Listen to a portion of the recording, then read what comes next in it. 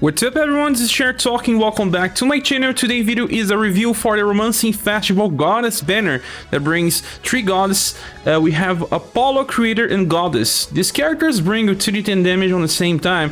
So we'll start talking about Goddess. She has a name on the banner. We do have an S style that was given out for free in the past. I hope they give this again, because there is some good inheritances too. This version of her, it's way stronger since we are comparing an SS style to an S. So let's click on this already. We have a character focused on intelligence with average values for will and agility. We have 112 intelligence, that's pretty high, one of the highest ones so far. Her agility and will are not so high compared to other mages because she actually has to sacrifice to get love and charisma since she is also a healer. That also affects her endurance being a little low for a support character, but still not so bad. We have double arrows for intelligence and 1 arrow for will. In her S style, you have arrows for endurance and agility to help fix some of her problems. So for passes, we have the first one called Godly Garments. On the end of a turn, she has a 25% chance to recover her HP by a large effect. That should vary between 1.2 to 1.4k with a maxed character. She will also cleanse and remove all status debuff, but remember, 25% chance only. This makes sense because of the way she works with her support skill, but it's not fully reliable. May help you to just cleanse the party when they get attacked with many status effects, but it still relies on RNG. The second one is called Divinity. On the start of a turn, she gets 2 effects: Morale Up and Guard Up Medium. That means 25% increase in damage that you inflict, 25% decrease in the damage that you receive. Lasts for only 1 turn, but you just keep recasting every turn. You always have this available. She also gets 1 BP on the end of a turn. So she gets 4 BP every new turn. That means that she can use some very good rotations for damage. The last passive is Fired Up 6, that gives her 30% increase in damage. So in total, she will get access to 55% increase in damage, 25% decrease in damage that she receives, and a 25% chance to heal and cleanse herself. One bad thing about this is that if you are bringing someone else that brings Morale Up too, it will not stack and it will only matter the higher effect. I think that you need to bring characters that bring attack and defense enhancement instead, so that they work better with Goddess. For skills number 1, we have Heart of Goddess. This is very good and kind of her selling point. For 1 BP only, but 4 LP, that means that you can only use this once in a fight. You have a recover with 8 power for all allies. This will get them to full HP no matter what, even if you are reviving them, because the skill revives. This one also comes with the fast property, meaning that will go before your enemy attacks, helping you don't lose LP, because sometimes your character dies and then just get attacked before the healer revives and then you lose 1 more LP. This can be bad. She also cleanses everyone from status ailments. There are some good things about this, but also we need to talk about real case utility. Let's say that a boss used AoE Confusion spell. Her will is not the highest one, but that means that she can get inflicted with confusion. You may still survive that with 25% chance to remove the confusion, and then on the next turn you can use Heart of Goddess to remove the confusion from anyone else. Makes sense, but still relies on some RNG. Besides that, it can be used for healing in strategies where the boss has a very strong nuke on a specific turn and does not always rely on the cleanse part. Then the second skill is called Masamune Plus. For 4 BP only, she gets access to a spell that has slash and heat damage for B power and 26 modifier. This is very close to A. A starts with 28. And she has 4 BP by a turn. That means that if you bring her to a fight, you can just keep using Masamune Plus, and then let's say you decide to nuke, you can use something else, or if you want to heal, you can use Heart of Goddess, and you will not lose LP because it's even lower than what she gets in a turn. Very nice kit. The last attack is Purging Light. This is 10 BP and has triple S power 61 modifier this time instead of slash, it's sun. And let's say that you are on overdrive and you are just using Masamune Plus, maybe it's time to use Purging Light so you get a higher damage. But the elements are different, so it depends. So this character has constant damage. She lacks a way to buff her own intelligence, so she works better in parties that have a buff, like Beacon of Victory from Matriarch, and that will work well. And the good thing about her is that she always have Heart of Goddess available, but you can only use it once. Maybe she will not be your only healer on a fight, but she can be a key character depending if the boss does too much damage. She kind of competes with Red and Alkaiser. By extent, Alkaiser in the newest banner has this very good Final Crusade that it's 6 PP in global, and this one also recovers HP to max value. You can only use it once as well, but he gives Guard Up Medium for 3 turns, meaning that when a character dies, it loses all buffs. So Alkaiser may be better in some situations where the character may just die again by lacking a defensive buff. But they can still be used in different scenarios. Alkaiser deals physical damage, she deals more magical than physical, although she does slash. Alkaiser is focused on blunt. And in the future, when we get challenges that you are only restricted by using martial arts units, you can bring both or just one. You don't need both. Now we can talk about inheritance from the S style. The first attack, Lightning Flash, is a AoE 4BP attack that can be used all the time. She gets 4BP by a turn, so this is pretty cheap, and lightning damage is pretty rare. The second one, Light of Heavens, is a sun attack with 7 BP that's actually very good for the coast. And it's actually made for bosses that are only weak to sun but not to slash and heat, so that you don't have to wait for 10 BP. And the last attack, Conflagration, is an AoE heat attack with 27 modifier that's pretty close to A. It will be amplified in the future to reach as much as 35. And she can open with Conflagration for AoE damage, and then she can go and use single target with Masamune Plus. Or she can go start with Purging Light and then resume by using Masamune Plus every new turn. Or she can open with Purging Light and then use her Lightning Flash for AoE damage. It's not a perfect AoE cycle, but it is a perfect single target one. Goddess is pretty good for boss fights because she brings damage alongside a very specific sustain and can be key when you need a very powerful healing. She does not need to be your main healer. You can still bring a main healer and bring her into squads that uses characters like Mariah, for example, or someone like Global X Yundin with Ring of Life. You get 3 powerful AoE heals, and that may be enough. Depending on the content, she adds a lot of value. If you want to pursue Goddess, you also like to know that she has a future version in JP, this version here, and this one has AoE attacks. Doesn't have single target ones. And then it also brings a fast AoE heal that you may prefer instead of using the AoE one, with similar performance but reduces damage taken. It's more sustainable. So Goddess has a future. It's a good style, especially for boss fights, but also works for farming.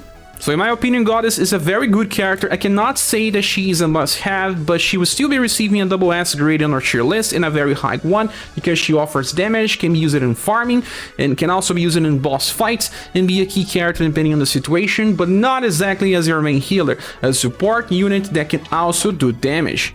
Next character is Creator. We have 4 different versions of Creator in the game. The first one was given out for free during an event and it will return in the future. Then we have 3 different limited versions. I have to tell you that the release date for all of them are not so far apart. That's why when you look on them, you will not see that many difference. There are some status that are pretty higher, like Agility we have 105% compared to the other ones. But the first 2 versions had 100% intelligence, now we have 110%. So only 10% more. He even loses on will against the other ones and loses on the endurance too. So for boss fights it will take more damage. So the other status don't matter too much, but they are here and are very similar. We can click on the character now and we have double arrows for agility, 1 arrow for intelligence with a focus on agility. This is the highest value for a mage and can lead to some evasion strategies alongside buffers. Creator can be your AoE damage dealer, but it does take more damage than the other versions. Then if you want more intelligence, you can go with the first one and the other one here will have more will. Now let's look at the passives, and the first one, Punishment, is very crowded. Look on the description of this. I wish they had changed it.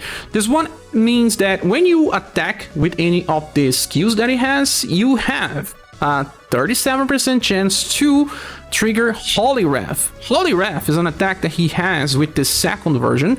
This one here, it's not even that powerful. It's only deep power and then lightning and sun. And after that, if he triggers his attack, he has another 37% chance to trigger Fiatolux. And Fiatolux is the same attack with his first limited style, but also with the current one. He has this again. So I don't know why. This also brings darkness. The attacks are not so special, they are just damage. So, and when you want damage in farming, you don't want that much RNG because it's not reliable. So I really don't like this too much. It can be interesting, but having to trigger RNG 2 times is just too much. Getting Holy Wrath to trigger will be already risky, once every 3 turns on average, and then having Fiatolux to trigger, it's even more harder. The second passive, Creator Dignity, when landing an attack, it will recover BP. That is exclusive to Global, and it's actually pretty nice because of something that they also brought here. And it recovers BP by 3 on the start of battle. So it starts with 13 and gets 4 BP usually on turns. But when he triggers the Holy Wrath, he can even get another one because it's when he lands an attack. Very nice. Sometimes you can get 5 or even 6 VP on a turn, but that is unlikely to happen. And then the last one is fired up 6 when attacking increases damage by 30%. It's the only damage passive. Okay, we need to look on the skills. The first one, Fingertips. It's an E power and heat and lightning attack for AoE damage, and there is something totally exclusive in Global that brings the question. AoE damage, okay, heat and lightning, but also debuffs love. Not even on JP we have a love debuff. So what loves do in this game? Love increases the healing that you cast. So if you have a boss that has a self-trigger heal, let's say there's a boss in the game called Tukwai. Tukwai has a chance to trigger a heal on the start of a turn. So you can decrease the love to decrease the healing effect. But so far, we didn't have any boss that healed so much that we needed to debuff love. Maybe they will make a Global X event that requires this strategy. Remember that we got Ludwig where we needed buff break? There was 2 ways to win without buff break, but they designed that to shine buff break. So I guess that they will make something out of this, but we cannot see it right now because it's on the works. But it's nice to have something that is pretty unique. Then the second attack is called Flames of Judgment. For 5 VP we have a Pierce and Heat attack. See that it's the only attack that doesn't have lightning, but it has Pierce, and Mage with Pierce damage is pretty rare. And not just doing AoE damage with the power, we also get a confusion chance with the attack. This is amazing. Remember that this character gets 4 BP by a turn. You have now a 5 BP attack with Pierce and Heat, a very interesting combination. It has a chance to confuse. You can use this just so many times before you run out of BP, and you have a chance to trigger Holy Wrath and get another BP. So yeah, you can even use this like 8-9 times in a row and try to inflict confusion. So Creator is now a meta character for tower events. We have enemies that need to be confused pretty fast, and then he can keep trying. Even if he fails, he can keep trying. The only problem is that he does not buff his own intelligence, so he needs buffers to help it increase it further. But 110% is not a bad value at all. The last attack is called Fiatolux. For 11 BP you have an AoE attack with lightning and sun damage that also has a medium chance to inflict darkness. Well, darkness in this game is not something good because it decreases your accuracy, but you can have your accuracy above 100% if your enemy evasion rate is low. So, depending on the situation, even getting inflicted with darkness can still keep you with perfect accuracy. And that works for both ways, for you and the enemies. And also 11 VP for an attack with B power and 25 modifier is not good anymore. We have Saruin, a character that has 8 power, 7 VP in dual elements. So when you look on this, it could be so much better. But there's one good thing about Fiatolux. You can't ignore it. Yes, you can just leave this on 14 BP. And that makes Creator a confusion bot. You can just use Flames of Judgment till you run out of BP. And you can get some BP back because of triggering Holy Wrath. That means that you can kinda use Flames of Judgment like 7 or 8 times in a row before you run out of BP. And then he becomes the best confusion inflictor for content like Ward Tower. If the enemies are able to be confused, you can place him on a formation that increases his agility and intelligence, like Magia Fight. He probably will inflict confusion over and over again, and the enemies will get confusion lock easily. But if you have a very hard challenge, maybe bringing a buffer to increase the chances will be nice, like Matriarch with Peon of Victory. Just considering this part, I like the character, because he's now someone that does not need inheritance. People wanted to summon for this creator because of something, and that is Repent. Repent from his past style is actually an okay attack with just too high cost, like I was just saying. For 13 VP you have a power and also a chance to confuse. But now, because you have a cheaper attack with a chance of confusion too, depending on the situations, you may not want more damage, you just want to keep casting confusion chances. So Repent Inheritance may actually be bad, depending if you want to keep casting confusion. But let's say that you want to bring him for farming, you can just open with Repent, but then he opens with some damage, and then you can use his fingertips for full AoE cycle. But in this case, I prefer to keep the Fiat Lux because it's lightning and lightning. It is not different elements. Depending on the waves that you're facing, it may matter or not. And there is another version of Creator, this one here, that does have different elements, but in my opinion it's just for different types of waves, and it's not exactly that important because you can bring another mages that do this type of elements too. So finally, this Creator became good without inheritance. You really don't need inheritance here. Even for Repent is nice, you don't need inheritance. This guy just works by itself. It's actually a good thing. Although he's the best confusion inflictor, he does have two competitions. The first one being Saruin. Saruin with his S style gets access to Ultrasonic Wave. He can use this twice in a row because of starting with 11 VP. But his intelligence is not that high. 2 times in a row may still be enough because you can reapply confusion as many times as you want. The other one is Orlush, and this Orlush can also use this Ultrasonic Wave twice in a row by inheritance of an S style too, but he buffs his intelligence when he lands an attack. He will eventually beat Creator by buffing his intelligence and reaching higher chances. But if you don't need a higher chance than you already have, well, Creator is the best thing here because he just has the lowest PP cost to inflict confusion. If that is worth of your gens, I don't know, but he still is a good character with this utility.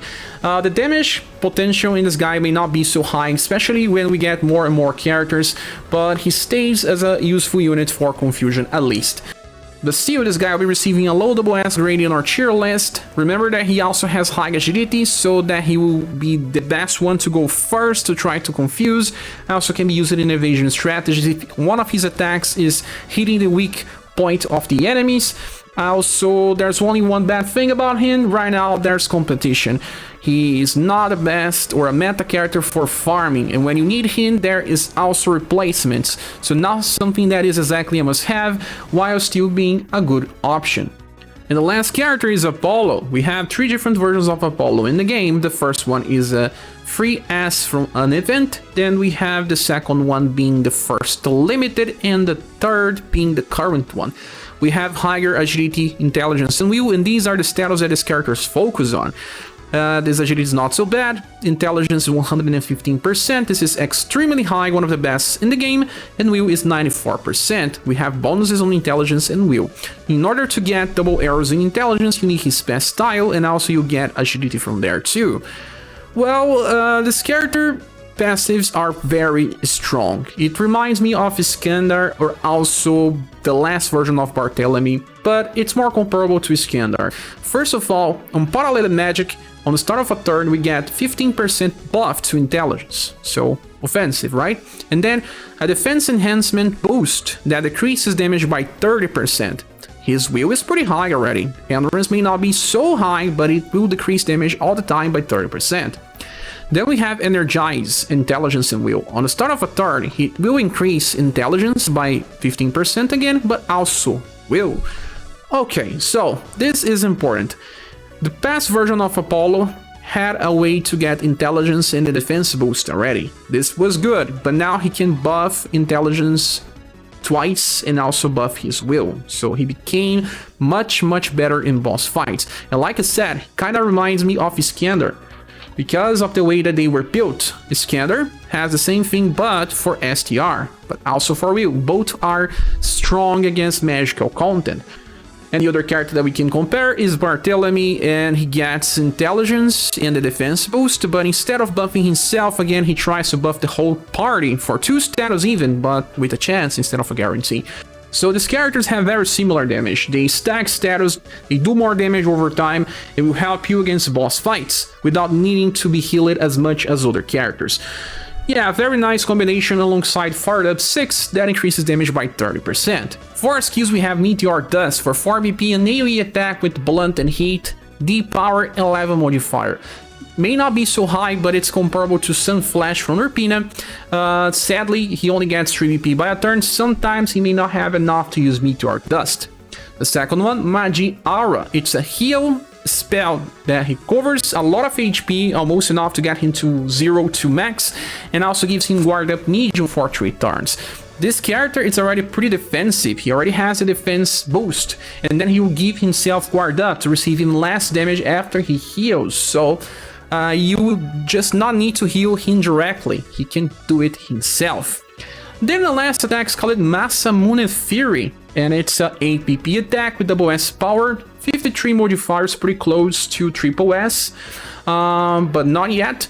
Slash and Heat this time, because he's a mage doing slash damage. Well, it's found in other wind mages, but it's good because of the heat part. You can open with Masamune Fury, a single target attack, and then go for AoE 2 times, but this cycle here is a little strange, right? Will not work all the time, and that's why Apollo really needs Inheritance to shine, and that's what we have with his passive style will fix his cycling problems. The first thing is Masamune. We can amplify it to become Masamune Plus, just like with Goddess. This is very powerful, slash and heat damage, and this costs only 4 BP, meaning that you can open with Masamune Fury and then go for Masamune Plus twice in a row for a 8-4-4 cycle. Then you have Meteor Swarm. This is an attack that can inflict paralyze, and remember, this Apollo buffs intelligence 2 times. He gets 30% intelligence every turn, meaning that he has the highest chance to paralyze AoE. Apollo is now the best one. Wagner has medium chance to paralyze, but his attack has a low priority. He does not buff himself, so Apollo beats him up. And then after using Meteor Swarm, you can just opt to use Meteor Dust on wave 2 and then Meteor Dust again on wave 3. Or you can just inherit Meteor Swarm, use that on turn 1 and then on turn 3. Very nice setup, and he just shines in Ward Tower now with such a high intelligence. And the last inheritance is Burst Nova. This one is actually too costly, 13 BP for 8 power, and can only be used on turn 2, so I don't think it's something important. If you need Blunt, you can find in other characters. There is another AoE that is Conflagration, and you can open that attack in events there is only 1 wave, and be damage 27, can be amplified in the future for 8 power.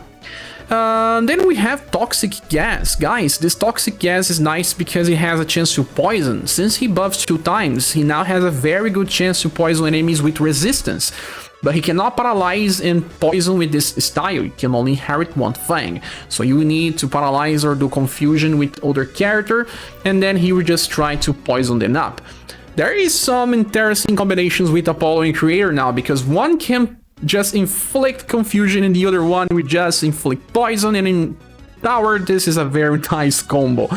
Apollo with his Masamune combo will also do a lot of damage. If you are in a boss fight, I suggest you to just keep using Masamune Plus, and then eventually when you need to overdrive, use Masamune Fury. And characters like Apollo will stay relevant in the future with the craftable weapon system, because these weapons will come with a lot of damage passives, allowing him to get stronger since he can also buff his status. This character is a specialist, will work well in boss fights and in tower, and I think that he may even be better than Creator. And he kinda has almost the same value as Goddess. It's more about what you're lacking. If you already have Alkaiser, going for Apollo may be more interesting if you have to need to pity. But both are the best characters, and I regard Creator a little lower than those two. Apollo will receive a high double S grade in our tier list. He's a very reliable damage dealer and boss specialist for the future. So back to the banner image, is this banner worth summoning for? In my opinion, yes, but proceed with caution. Why? Because Goddess is good. She can replace Alkaiser. She has very interesting future with some utility while doing damage. Apollo is a good paralyze specialist with some poison as well, but he requires the passive style to really shine. Creator does not really need any of his passive style, but he's more of a confusion specialist now. If you are lacking these things, yes, it's worth to summon here. I'll be giving this banner a silver award, and I don't know if I'll be pulling yet because I'll be waiting till we see the announcement tomorrow on Square Enix livestream. I don't know what's happening and what they may give us, and I can wait a little more. But that is my opinion. What is yours? Please say here in the comment section. Thanks so much for watching this video. Please subscribe if you haven't, and don't forget to join our Discord server. That's here in the description of the video. We talk about UniverSe and a lot of other games. I hope to see you soon in the next video. Bye.